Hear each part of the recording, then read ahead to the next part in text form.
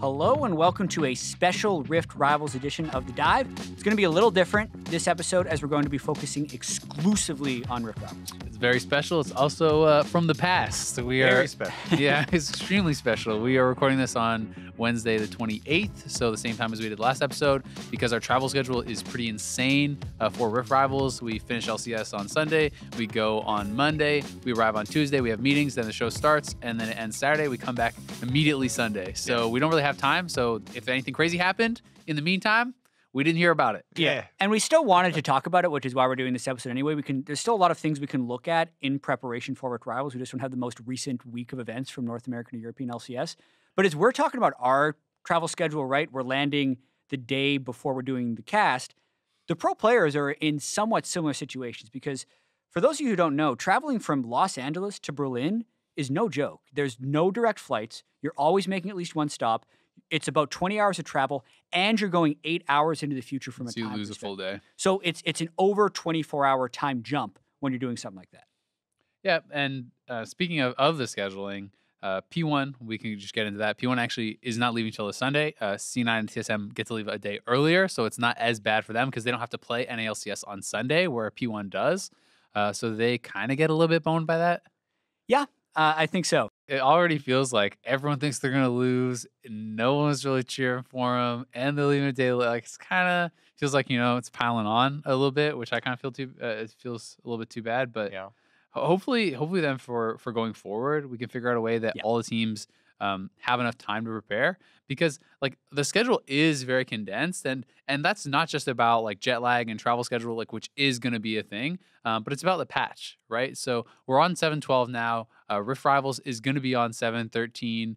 So pretty big changes. We talked about a lot if you guys watched the last episode talking about that. And they're not going to have a lot of time to actually adapt. Well, yeah, that's one of the big things is that people haven't really heard yet, but it's on 7.13, and the players wanted it to be on 7.13 as kind of like a way to bridge the gap for even going to Rift Rivals and sacrificing all this time. They still need to practice a new patch for when they get back to LCS for the regular To season. make worlds, to make playoffs. Exactly. So they wanted it to be on 7.13, not because we're like, all right, we're going to be able to, pull out the X surprise pick or whatever. They need to start practicing already when they're over there, because the return flight is also no joke. The return flight, you're going to come right back into an LCS week.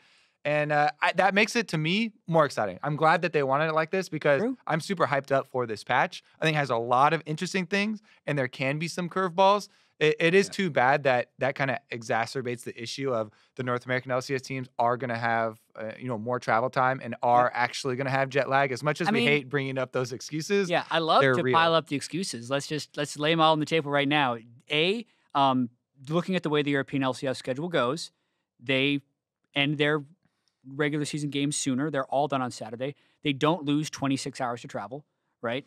And that's about it. Those are all the excuses. And then the jet time lag. frame on top of that. Yeah. But I mean, the good thing about this is that this is what the players wanted, right? So like it should be, in my opinion, they're the ones making the decision, and I think it is more exciting for the viewer because we get a new patch and we get some international competition on a new patch, and I think it's super cool with Xerxes and UOL in particular. Sorry to jump ahead, but just because we have some teams and some players who are innovative and who are not afraid of trying new things, so maybe we are going to see some new stuff coming out. Yeah, and I do also want to say, looking at the format, the group stage doesn't matter, right? NA plays nothing but EU, and then the best EU team plays the best NA team. So by the end, if it you're shouldn't be a big scrimming deal. and all the NA teams get blasted in group stage, technically you're having your day or two of scrims before the event and then the whole actual event to go to the finals. Yeah, I mean, a team still is going to go represent NA. I guess it would only matter in the fact that if you think that your best players are on the team that adopts a little bit slower,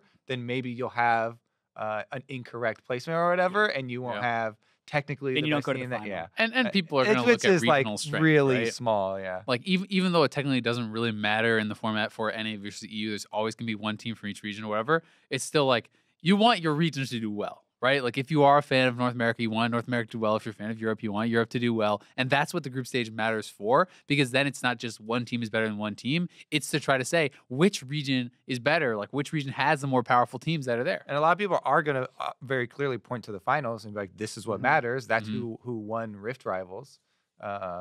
blast from the past, but Yeah. the old The Battle of Battle the of the old Atlantic schedule. was won by the North American LCS. Well, in that's true, and 2000. it was because of the weighted points for Oh, yeah. winning for the higher ranked team. But I was gonna say back that's to so the other schedule Yeah. of the kill all or whatever. I'll kill you. Yeah. Wouldn't have been an issue with. Anyways, Yeah, that's in the past. we just talked about a bunch Or is of it? We're in the past. we just talked about a bunch of things kind of outside the event, like the travel and the patch. But what matters is the 6 teams that are going.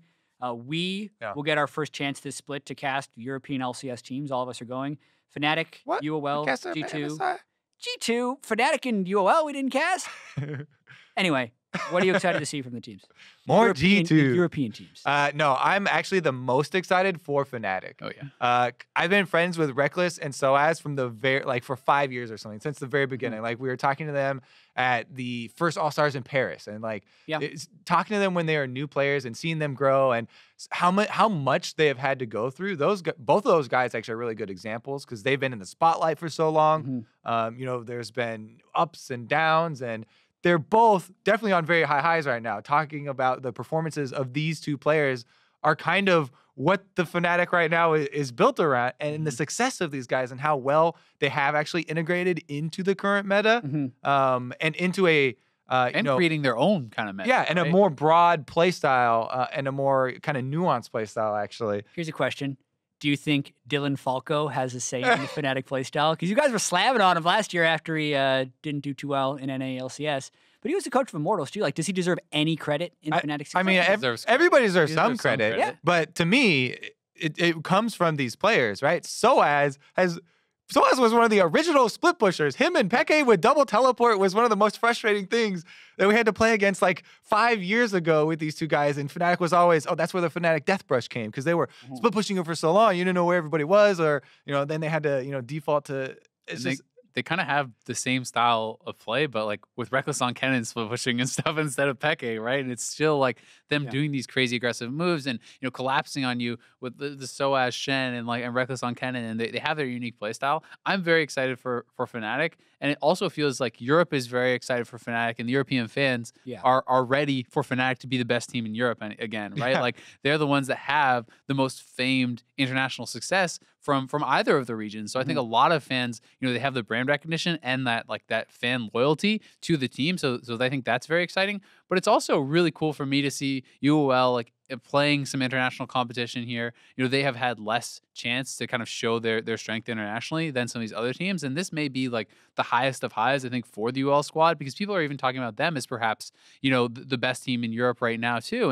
And Xerxes is looking really good, and he's a super exciting player for me because You just like him because he played Warwick. I like him because he plays all kinds of stuff. Let's be clear, like he has a pretty cool champ pool. I'm actually going to look it up and see all the different things that he has played. For the record, also, everything. he was the one that And he's just sick. G2 credited at MSI for giving the tip to Trick to play Nunu, I believe. He's Nunu like, into it's good Ivern. into Ivern. Yeah, because you can eat Daisy.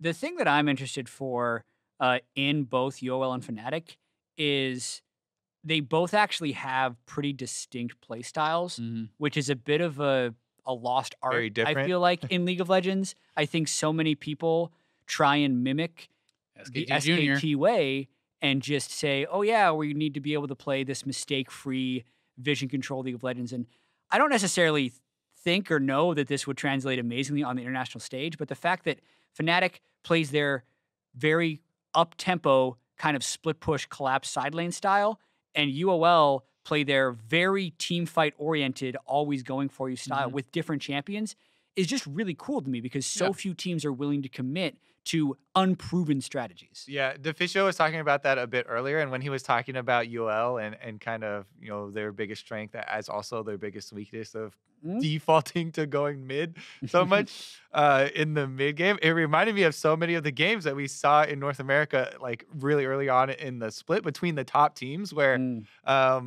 they're talking about we're still working on our mid-game shot calling and not really sure how to figure out where to go. And so Let's many push of up them mid, then go were Baron. literally like 15 minutes around the mid lane, like in those mid lane brush around Baron, like waiting to see who can get the flank on the other team. And I was like, that sounds very familiar to a couple of teams that we're sending. Yeah. So I thought that would be interesting to see them match up against each other. Yeah. That'd be cool. And looking up, so Hecarim, he's played Hecarim, he's played Rengar, Zac, Ivern, Rek'Sai, Gragas, Warwick. Yeah. And Warwick's actually his most played, which is very atypical, right? I think having the different champions is really good as long as you can also play the meta stuff, right? Like you can't, I think, do kind of the weird picks at the expense of being practiced on a Gragas. Like if you can't play Gragas, but you can play Warwick, who really cares? But if you can play all this stuff, you can either draw bans from people who are uncomfortable playing against them, or when the meta stuff gets banned out, you still have stuff that is very comfortable for you and you can play at a high level. And that's the biggest advantage to me of having the unique champion pools is pick and ban. And I think that he gains power on 7-13 since they're going to be playing on 7-13, and he builds Cinderhulk, and Cinderhulk is just purely better. Yeah. And he's so willing cheaper. to try new things. I feel like he's already been thinking about weird stuff. Like maybe he'll pull out Kindred if he has the opportunity, especially in the group stage games where he can really mess with people's heads. Or Nunu. I mean, you talked about recommending Nunu at MSI. Nunu's going to be insane. Yeah, I think so. G2, slumping. This will be the last European team before we get to the North American teams. I don't have them winning the group stage for Europe. I feel like, especially, even though it's double round robin best of one, but I think that favors Fnatic. I think teams that play a unique way are more likely to crush you in the quick games like that. One thing I will say is And they've been better. They've also been better in the regular season. I am excited also that it's on 7-13 because Kennen's getting nerfed, and Fnatic by far uses Kennen the best. I think a lot of other teams try the same things even with the nerfs, or just do it with different champions. They're You actually, can gank side lane. if you look at the numbers, they're actually hoping it's power neutral. I don't know that it actually is. I don't think it's power neutral for the attack speed, attack damage top lane build. Yeah. I don't think it is. I mean, the Hurricane thing is a big interaction where you can't stack the passive up with the Hurricane bolts anymore. And he could just go with the double energizers or whatever. Switch which Zeal item you're going with. Anyways, that's kind of beside the point. But they are. I think it is a nerf, and especially with talking with Freak as well. He also agrees. It's not the biggest of nerfs, but I do think that that's a little something extra. That being said, Fnatic don't need Kennen for Reckless. He's very clearly shown that he does not, have to have that champion. It'd be kind of funny if they play C9 and Sneaky takes it away, because Sneaky's actually been playing it some too. And then fails with it because Yeah, it's also nerfed. Yeah. You're like, woo, he's throwing away. And Fnatic's like, great, wasn't even planning on that Ooh, anymore. Svenskeren picked Warwick. Okay. What are you going to do? Well, it'll be fun. I think I'm really looking forward to casting some of these European teams and seeing really how the play styles match up and stuff. I think that's the excitement for Rift Rivals for me, is just seeing the different regions. I want to see different picks. I want to see different play styles and see like how they contrast and how it actually works out, because we've obviously, you get to see them locally and you get to think, oh, okay, this would probably work well against that, or this would probably wouldn't work well against that, or whatever. But seeing it live and seeing how the teams actually match up and who they think, has a superior style at the end of it, I think is going to be very exciting. Yeah. And then you got to talk about expectations. We haven't even really touched on that. Most people are saying EU should win. There's this whole storyline running from MSI that G2 redeemed Europe and themselves by going 4-6 in group stage, but then also making it to finals and beating Team WE. Their bracket stage was very good. But you look at the whole past year and a half of international games at MSI and Worlds, and it's actually a 7-1 record in favor of NA towards EU. But there's still the prevailing sentiment because of MSI and because of the way TSM moves to Worlds that EU is favored in Rift Rivals. Kobe? Yeah. I think not also that. P1 is also going. the ranking. Well, it's not just P1. It's not even just P1. You can't stop there. C9 too. Cloud9 and TSM both are not even. So we're so used to them. TSM is getting back. Always being number 1 and 2. Yeah, but I'm saying we're literally not sending two teams that are at the very top of the standings, right? Yep. So even the ones that we are sending that are like the ones we have peak performance or expectations basically are not even number 1 team, whereas Fnatic's already number 1 in their top group, in their group, and UOL top in their group. and G2's not. That's what I mean, even though G2 has fallen down, there have been the other two have kind of taken their place. So that definitely is a huge part of why we have low expectations for North America. Yeah. And I mean, I think to be fair, like So while TSM and C9 maybe aren't at their peak form right now, I still think that they're like very top teams from North America. And I think if this was by the end of the split, they would be in the It's top not, though. three. It's not. They look It's not. very unrefined still. I agree, but I mean, so does G2, right? Like G2, we haven't really talked much about them, but they're 7-7 in overall games. They're 2-3 in series. Like that is not an inspiring start for a team that like hadn't lost in the EULCS for a really long time, right? So while some of these other teams are certainly on the up and up, I think TSM is getting back to that form. And if this coming weekend TSM 2-0s, maybe they beat Immortals, right? Who they are going to play, and if TSM smashes Immortals, if TSM goes 2-0 this weekend. That storyline to me is kind of gone. It's like, well, this is actually NA's best team probably, and they're going to play, and let's see how they do against Europe. And that's what I'm actually hoping for, not because I don't like Immortals, but because I want this to be something where you're putting your best foot forward for your region, and you see how they actually match up. Because it's not fun to have all these excuses, and it's not fun to be like, well, we don't really know, blah, blah, blah, blah, blah. Yeah, I still think that would be very results-based, even if it literally is just going to take you one best of 3 versus Immortals for TSM to kind of wash away your fears. For me, all the problems that I've seen are still going to stick there, and it's still a very short amount of time. So they've had messy wins. My worries about them. Doublelift doesn't seem like he's as confident anymore. They haven't really integrated him as far as his aggressive shot calling is going to fix all our mid game shot calling issues and late game stuff. Even his lane dominance. You see them trying to pull off 1-3-1, and you're like, need to put some more work in there. And so it's even though they could end up, and they are on the rise, it's And even looking at C9, just as far as being NA skeptics, the impact raid subbing in the top lane, the team just seems to have forgotten how to play around top laners. And you're running into Vizicachi, who's plus 14 CSD at 10 on average in Europe, and Soaz, who's looking almost as good as he's ever been. So there's some really tough matchups that are coming in from this with Europe, who seems to be playing so well. Well done, boys. Now everybody low expectations. Then we come in. Yeah. Now let's talk about how NA's going to smash them. I do think, like, while I'm certainly predicting Europe to win, to come out on top, right? Like, I think that is the safe prediction. Just based on how the teams are performing right now, I do not think it is going to be as doomsday and as one-sided as people are making it out to be. Like, especially when you read Reddit. I feel like that's mostly people having fun with their trash talk. But then there's a lot of people that really truly believe there's some like just pure garbage. Yeah, exactly. Like there's some like long-winded posts about, oh God, we're screwed, right? Like, and I think that people have to remember that, like, I don't think that these teams are like completely in different classes or anything like that. Even if TSM and C9 are not performing at their peak, this is not, C9 isn't at their peak and they're playing SKT, well, they're going to get absolutely slammed. No, they're not at their peak, but they're playing some other teams that are strong, strong regionally. But it's not like UOL has been smashing at Worlds and stuff, right? These are comparable strength teams. Yeah. Even looking at the most recent NA versus EU MSI results, the 2 games that TSM played against G2, they had 5,000 to 10,000 gold leads in the mid game, threw one of them away, managed to win some silly Nexus thing, and then lost the other one from 10,000 gold up. But like that was the NA versus EU right there. It was a split with the best G2 and the TSM that everyone was criticizing. I don't think they've necessarily gotten that much better with Doublelift, but what I'm saying is those were really close matchups. Yeah. And there's the perception that it's not that close. When I actually think there's a chance, like we're saying EU is favored, I would not be surprised if NA wins. Especially, I mean, I guess it depends on your definition of win. Is a win at the event for you in the best of 5, NA wins that best of 5? Or is the way the format is made, is the winner of the best of 5 is the winner. Yeah. And I mean, I guess when I'm saying overall, I expect the European teams, including group stage and finals, to have a better record, right? And partly that is because I just don't see P1 picking up a lot of wins at all. Like I wouldn't be surprised if they go 1-5-0-6, something like that in the group stage. And I mean, he's gonna lose that one game. They're gonna get flamed. I mean, I think that they could pick up a win, right? Like, but it's one of those things where if you only care about the final series, then yeah, NA I think has a reasonable chance to win. It's like even with European being favored, it's like 55-45 or something for me in terms of that. But as far as overall record, I definitely think Europe's gonna win. You want to talk about blaming us now for this? Okay, let's talk about that. I think we generally know the teams, right? We've seen the top 3 teams in NA, we've seen the top 3 teams in EU.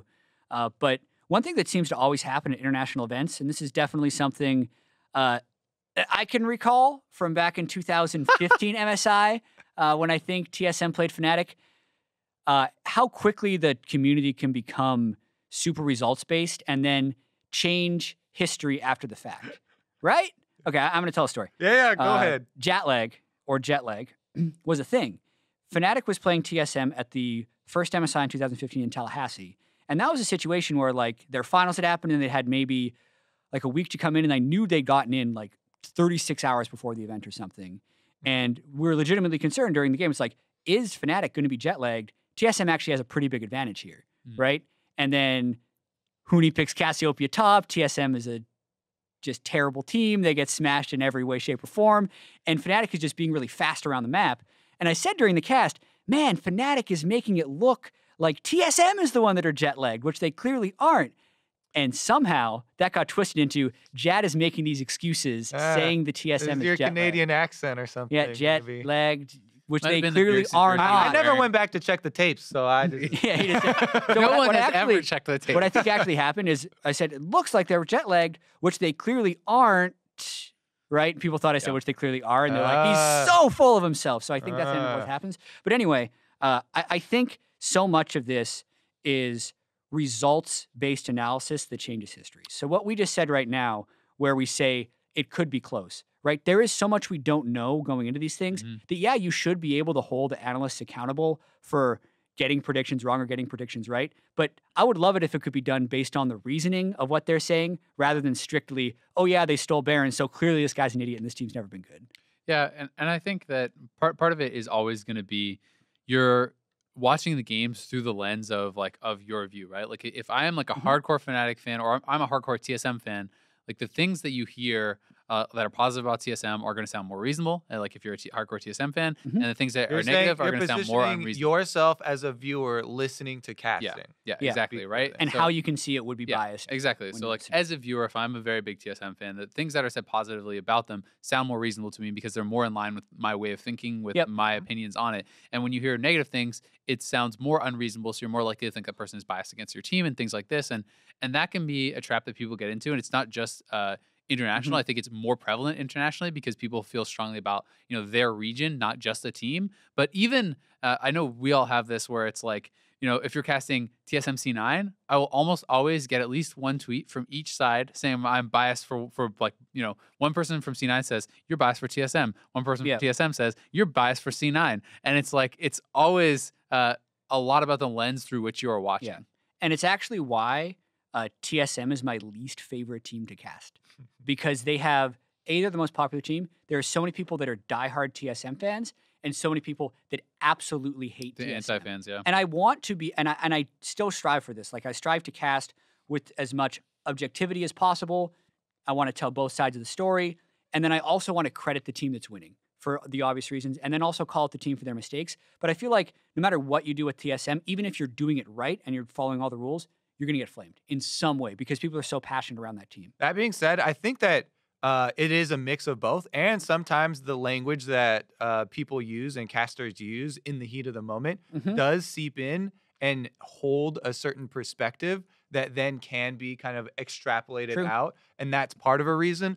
It's a bunch of things that add up to me because I thought about it a lot. And like another one that adds up is oftentimes we'll come into matches with trying to explain the story of a team to international fans. And it's a long history of the team. And these teams are the most successful from their region. So it sounds like coming in, if you're saying, oh, and TSM are so good at this and this and this, it sounds like already to people, I can see why they would take that as you love this team and you're being biased for this team. But you're just trying to lay the groundwork and the history behind it. Exactly. So then in this game, if they don't perform, then people are like, you're so biased. You said they were so good at late game. And you're like, well, they were against X opponent back then and like all that context. And you also can't give qualifiers on every single statement you make during a broadcast, right? It's going to make for an awful broadcast if every single time you're like, and TSM normally has a really good late game, but not compared to SKT or KT or the best generic Green Wings or, like every time you say everything, just be like, not compared to SKT though. You just at the end of the commercial where they're like, it's this headache medicine. May cause like horrible like liver disease and cancer and this and that. It's like you just need this little voice just going behind me. Like while I'm talking about TSM, Kobe just needs to be there. But actually, they really suck compared to the LCK and the EU, and they just make sure that everything's checked off so that everyone knows. That'll be the best way to do it. But we can't do that. So, and honestly, sometimes we just don't do it perfectly, right? We're going to make mistakes. And one of the things that sometimes is a mistake in casting that I have fallen prone to, and I think that everyone has at some point, is casting too much from one team's point of view, right? Picking a protagonist and then casting from You're casting like, oh, they need to do this to win, or oh, now that they're ahead. So, we try to keep each other accountable for pointing out the team that is not being talked about as much, right? And making sure, this is something that I know you had brought up, and I've tried to, Kobe, for those who are just listening, and tried to use this myself, is it's like, okay, I'm casting from from the point of view of TSM. Oh, they're behind, they need to do this. And then, okay, now let's think about the other team and let's try to talk about what they need to do to close out, or, and try to keep it even that way, because that can eliminate its sounding bias. And you don't always have the time to do that, right? You're going to do one team's perspective, then a big team fight's going to happen, and then the game's over.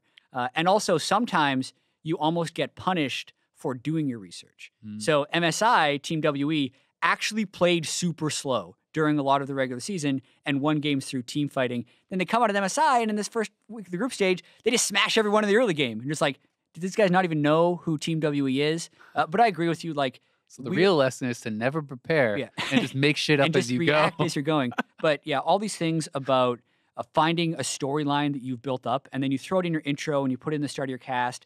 But then someone's going to tune in 15 minutes into the game, not have any of that context, and wondering why you're saying all these things about a team that's clearly getting smashed. So bunch of caster excuses, sounds like to me. Yeah, I mean, we're practiced. I'm the pure, unbiased in every way, perfect model here. Must be nice.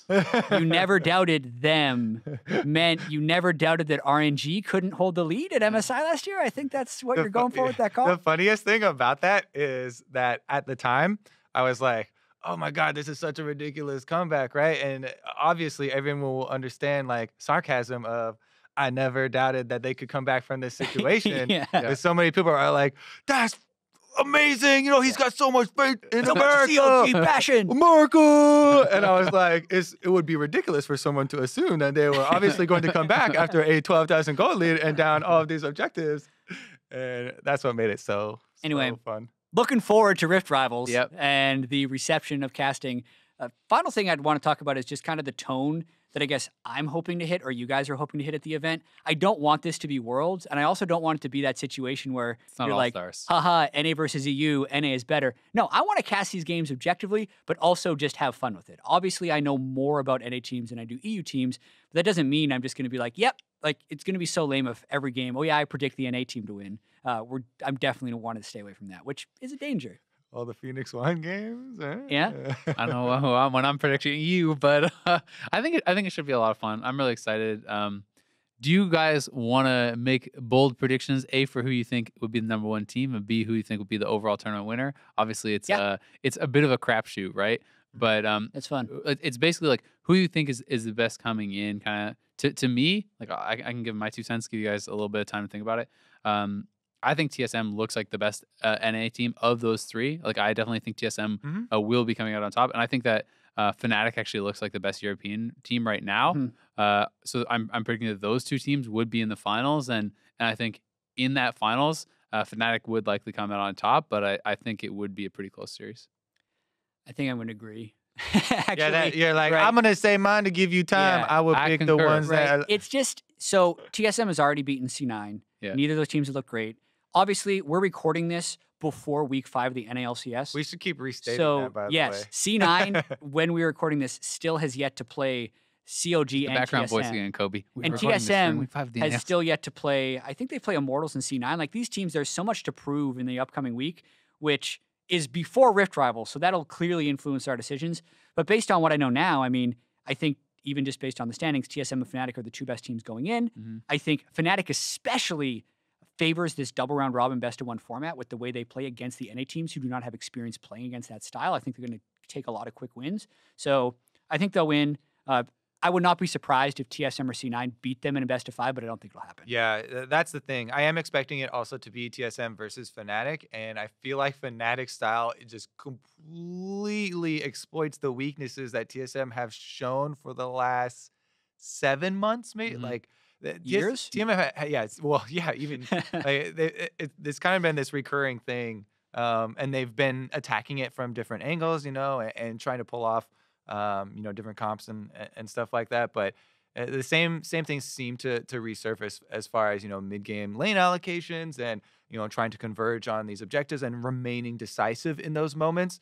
And even we talk about the history of playing against old Fnatic teams where Soaz and Peke would try and pull off this type of style where they pressure you from multiple points and try and force decisions on your team in a quick way that you're eventually going to slip up. Like, you can answer question number 1. You can answer question number 2.